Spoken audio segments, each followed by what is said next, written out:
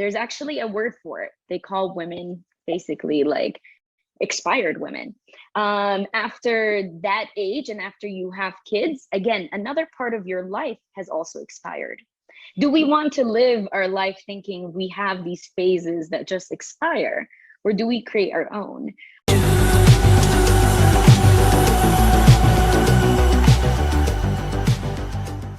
Marina is a brand expert helping entrepreneurs and small business owners build pivot-proof and true-to-self personal brands to grow their platforms, make money, and live vivaciously. Resilience, such an important topic because think about it. This past year and a half has been such a challenge for a lot of us, whether it's been in our businesses or even our personal lives. And today, Marina's here with me to talk about what resilience look like in her life over time, right? Or even now, to enable her to continue to show up and continue to visualize the dream that she has for herself and her business. And despite everything that comes, in front of us every single day in this crazy world. And so I'm excited to have you on the show, Marina. Thank you so much for joining me. And today we are going to talk about resilience. And if you were to describe what resilience means to you, what would that be? What would be your definition? Ooh, such a great topic. Thank you, Martine. I think when I think of resilience, I think the process of falling down and getting back up, but it's a continuous flow. So it's a continuous flow of like falling down and realizing there's an opportunity for you to get back up. And when you get back up, you've learned from this experience so that when things happen over and over again, you do have that like past experience of how to deal with that situation. So you're constantly growing, you're constantly stronger, and you're a more adaptable person. So I think like when I think of resilience, the word adaptable comes to mind as well. That's how I view it. I mean, in my life, basically, that has been a consistent theme as well. Yeah, it definitely, Yeah. I mean, life is a moving target, right? And I love that you mentioned the word adapting, because to me, it definitely rings the bell of stay present, understand what happened here. Yeah. Because, and I'll give you the opportunity to share one or two stories as to what that looked like in your life, being resilient. Mm-hmm. When did you fall down and how did you get up? Because I think that's what it is that's hard for us, right? Yep. When we fall down, we're down. And how do we find the grit to get back up? And so if you don't mind sharing one or two stories as to what that looked like in your life. Absolutely. So, I mean, I was born in Egypt and raised in Kuwait. So when I was a baby, my parents took me to Kuwait, had no choice in the life I was living, really. And then, I was sent to university in Egypt. Again, no choice there. And then the Egyptian revolution happened. When that happened, I thought in all of these transitions that, my world is like crumbling down. Like I have to keep adapting every time I switched into a different culture in a different setting. But when the Egyptian revolution happened, my dad actually one day came in and was like, we're all going to interview for a visa to the US. And we're going. I booked flight tickets.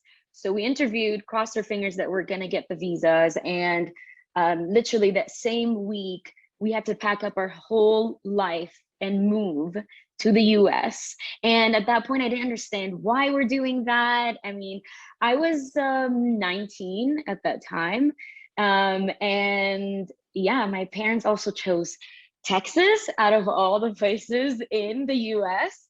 So it was like a big, shock for me. I mean, I'm the oldest of my siblings. I was the one who was in university. I was supposed to be in the years where I kind of build relationships and figure out who I am as a person. So when we moved, it was a shock, the whole experience. And it was a difference in, you know, I had to like actually be the family's translator because like my parents didn't speak English. I went to lawyers to file for asylum papers. I was the one talking to them. I had to translate all these, like, as a 19-year-old, I was like, I don't know any of what do these words mean, you know? And why are we doing this? So that was a really tough time. And I remember also we could not get a place to live because when you're in the US, you have to have income coming in to prove that you qualify for an apartment. So we had to like find a friend to co-sign us. The first day we're there, we all slept on the floor. It was very, and you know, coming from like my parents are both like self-made people and they've made good money when they were living in Kuwait. So I grew up with that comfort. So when we had to switch, it was like, it was a big reset for me in all aspects of my life, you know, all of it, whether it's money. Actually, my dad was like, we're in the US now, you have to go and earn your own money.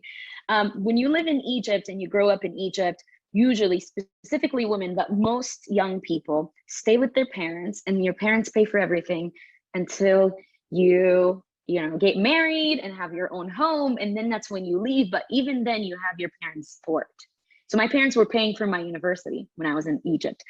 I had to go to the US. It was like a total like shift in everything. Now I had to go work. I was like, wow, I have to work and I had to make my own money. But that was the beginning of everything for me because I learned how to be independent. I learned how hard and easy it is to make money.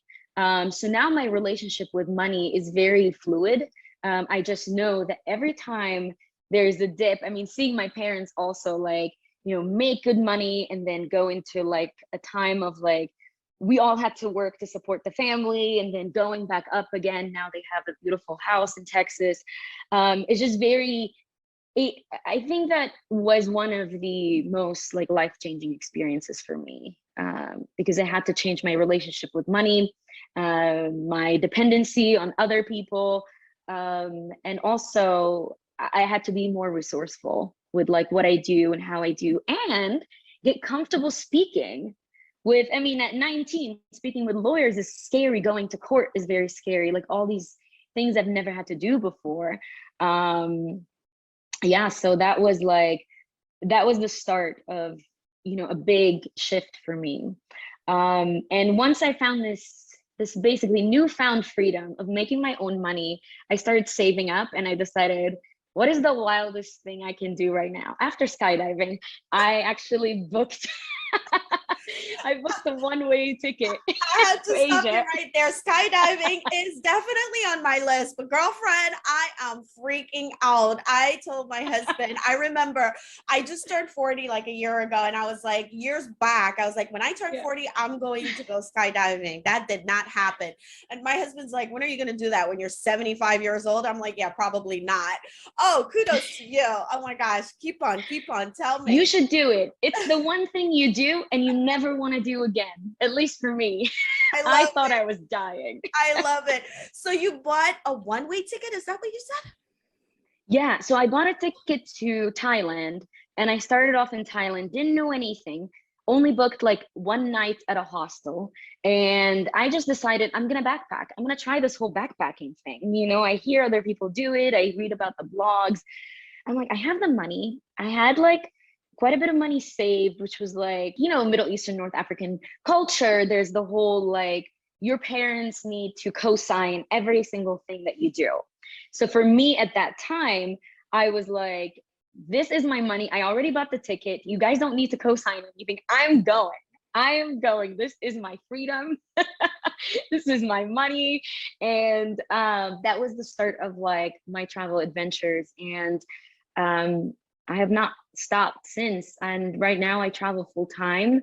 It's something that I really, really love doing. Of course, when, you know, COVID like started at the beginning, it was very challenging because I just felt like I was kind of earning money to do that, to just do more of travel. But now I've incorporated into my lifestyle. So it's more of I work and travel at the same time.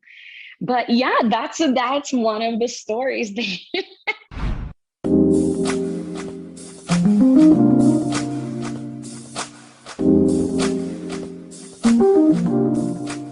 I love it. I have to tell you, listen, if you're watching this and you're not inspired by this story right now, I don't know what else to do for you, because you have just described what life should be. Money flowing, you're traveling, you're showing up for what makes you happy and brings you joy. And what's the worst that could happen? That's what I'm hearing from this story, right? It's about Exactly. really paying attention to what's around. And I love that you shared, Marina, about being resourceful, because so many of us, right, we tend to hold on our dreams and say, you know what, I'm not ready. I don't have this. I don't have the money. I don't have the house. I don't have this. So I'm going to wait and wait and wait. And for you watching, listen, we're not saying don't wait, but definitely tap into and pay attention to that firing desire inside your heart that's telling you, guess what? You totally could take one bag, get a one-way ticket, and go. Yes, you can. Yeah. Marina did it, and she is absolutely an inspiration. I love it.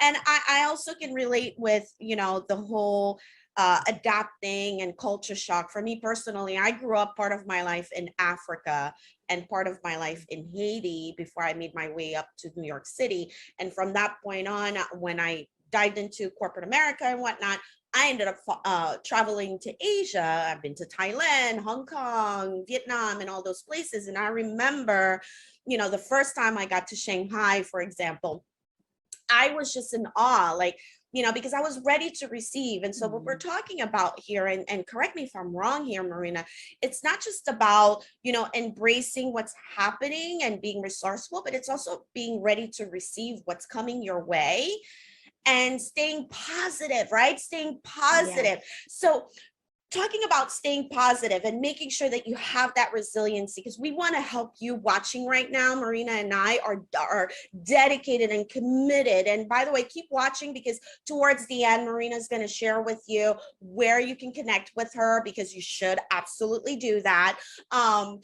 Let's talk more about, how do you get a hold on staying resilient? Because girlfriend, waking up every morning, and I know for me, I try not to watch the news so much because it just drains me down. Let's talk about your daily routine, morning routine, perhaps, or whatever you're doing during the day to get you going. Is there like one tip that you could share with us?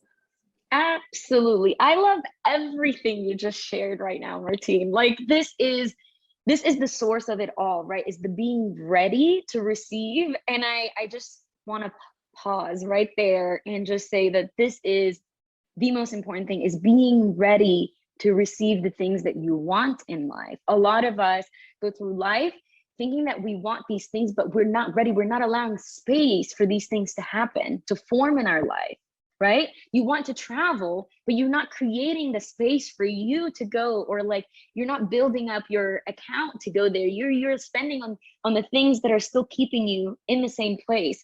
So any of those things that you do should set you up to being ready to receive, and ready to receive, not even just in like, oh, I'm going to save up to do this. It could just be the mentality of being open. I'm open to these experiences. I'm open to whatever happens to me right now, because going back to what you said, Martine, is like, what is the worst that could happen? You go back to what you were doing before. And that's a comfortable place. Anytime you go back to what you're doing, that's just a comfortable place. I could go back. I don't have a house right now, and in the US or anything. My parents are there, knock, knock, hello. It's not ideal. I don't want to do that. Or I could go back to New York, get a sublease an apartment and stay there and look for a corporate job. I just know that whatever I do, this is a chance that I'm taking now to receive what I know I need in my life. And what I think it's okay to say what we deserve in life too. Absolutely. We deserve this joy. Absolutely. Absolutely. And listen, we as much as, whatever you believe in, you're watching, you believe in God, universe, whatever that power that you're believing in, listen, at the end of the day, it's there to guide you, but you also have control. You also have control. Exactly. And so the reality is you know, not everyone can take the leap, right? That's why we do what we do. That's why Marina does what she does. And I always say this, do not be afraid to reach out for help, because, you know, doing something uncomfortable takes a lot. It takes a lot. And, you know, let's talk about timing, because we talked about most of us holding back. I don't have the money yet. I don't have this yet. What about those of us that are like in our 50s, 60s, or perhaps, you know, we're 19 right now. We're like, well, I don't know. My parents want me to do this. They have this plan for me. Is there the right time? Like, does it matter what age you're at? What if you want to go away and you're like, you have 3 kids that are older? Like, is that okay? I just want you to say to that person watching right now, I want them to hear that your answer. If they're saying right now, yeah, I feel it, but guys, I see you guys are so young, beautiful, showing up, talking, but I don't got that. I'm old, but I do want to live my life. What do you say to someone like that that's like not wanting to open up because of their age?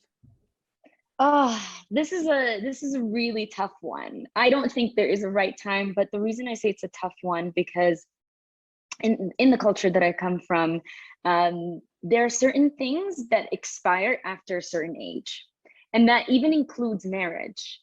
After 23, 24, your prime marriage age, you're expired. There's actually a word for it. They call women basically like expired women. After that age and after you have kids, again, another part of your life has also expired. Do we want to live our life thinking we have these phases that just expire, or do we create our own? I really believe that we create our own. We're not milk.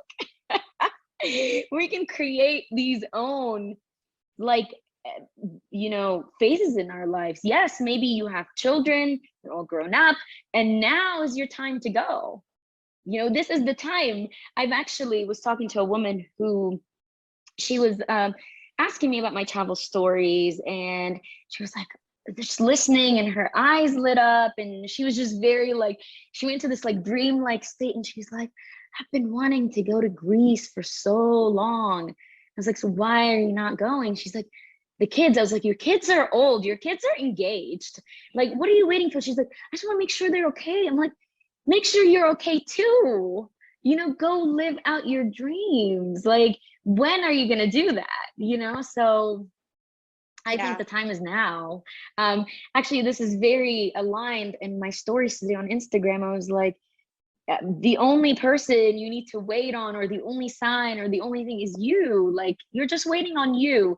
But we're always being taught to find the logic in our decisions, just conditioning. You know, we're always looking for logic, reason, and we forget to lean into and trust this like intuitive feeling. We always have a little bit of a gut feeling that's telling us, like, and I know it's more prominent in other people, you know, than, not everyone has it and not everyone's tuned into it, but we all know, you know, we all know deep down what we want to do.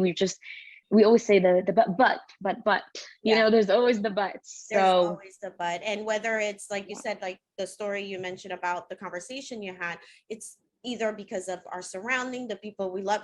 Listen, I have to confess something. My son just turned 10, and first day of school asked me why I was crying.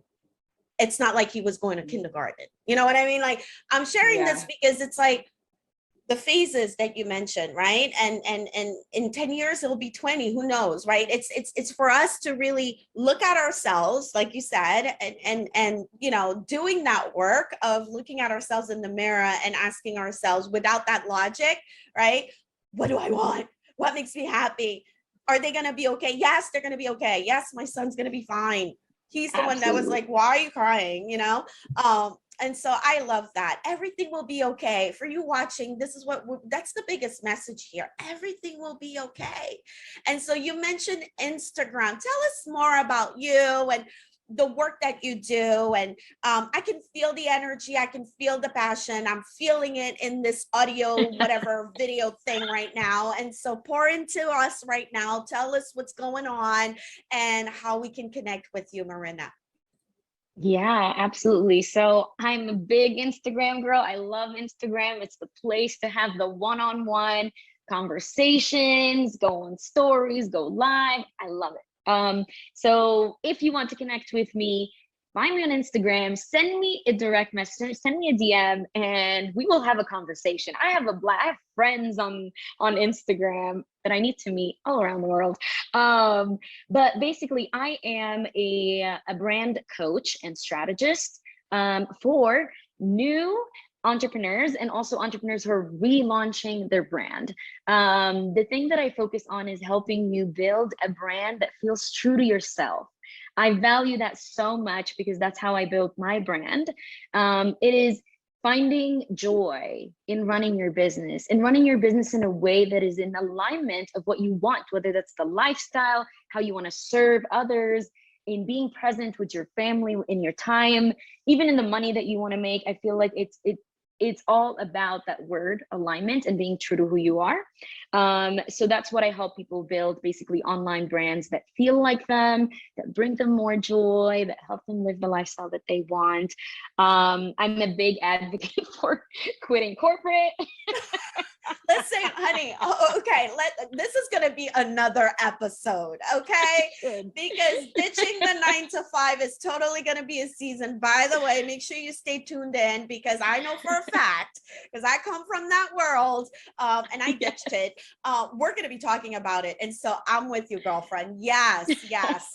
Tell me more. So is there a program, or perhaps once we connect with you? I love, by the way, that you're giving us the invitation to DM you and connect with you on a personal level. I love that, because, you know, the internet has this tendency, specifically social media has this tendency of making us feel a certain type of way. Oh, look at her. She's in Thailand. She's in this. She's better than me. I can't talk to her. But, you know, I love that you are opening up the space for us to say, I'm just like you. I get it. Reach out. So you heard the invitation. So do not hesitate to reach out to Marina. Her Instagram handler is going to be shared with you. And so definitely connect. So tell us a little bit more quickly about how you work. Like once we connect with you and we're like, okay, I want to rebrand, for example, what does that look like? Yeah, so I actually have two main core services right now.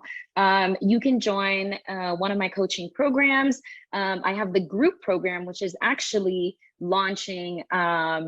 It's opening up for signups this month, and it's launching in October. I actually just wrapped up the summer cohort, which was incredible. It was, oh my God, I love working with so many people at one time just because of the community, the feedback that everyone can get, and the access to other people's like energies as well. So basically it's a 12-week program where I help you build your brand from scratch. So this is great for someone who is building their brand from zero. They're stuck. They don't know what they want to do. They want to find joy. They want to build this life, this vivacious life. So, and I help them figure out a way to monetize their skills, to market themselves online, of course, authentically in a way that's aligned. And I help you basically figure out your funnels, all of that. We go through it in 12 weeks. The other core service that I offer is the social media branding package. It is a complete package. It's perfect for my entrepreneurs who've been in the game for a while. They're like, I'm tired of this. I know I need a rebrand. I know I need to relaunch, and I'm tired of just feeling fake, like feeling disconnected from my brand. If that's you, that package would be for you. Basically, it's a 6-week package. We don't get on calls. It's not coaching, but we do a VIP day where we get to talk about everything strategy in your brand. I like rip the brand apart, put it back together.